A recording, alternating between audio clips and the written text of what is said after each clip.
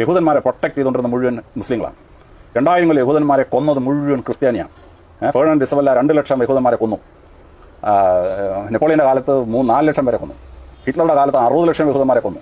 2000 കൊല്ലം ഈ യേശുക്രിസ്തുവിനെ കുറിച്ച് തൂക്കിയത് യഹൂദന്മാരാണെന്ന് പറഞ്ഞുകൊണ്ട് യഹൂദന്മാരെ കൊല ചെയ്തുകൊണ്ടേയിരുന്നു.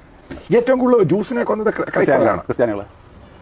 1.5 കോടി യഹൂദന്മാരെ കൊന്നത് ക്രിസ്ത്യാനികൾ. ഹോളോകോസ്റ്റ് ആണ് സാറി പറയുന്നത്. ഹോളോകോസ്റ്റിൽ 60 ലക്ഷം. ഹിറ്റ്ലർ കത്തോലിക്കനായിരുന്നു.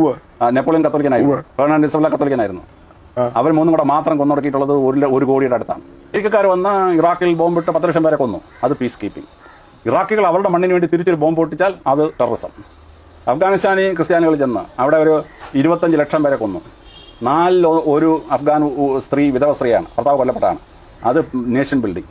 അഫ്ഗാനികൾ അവരുടെ മണ്ണിന് വേണ്ടി തിരിച്ച് ബോംബ് പൊട്ടിച്ചാൽ ടെററിസം.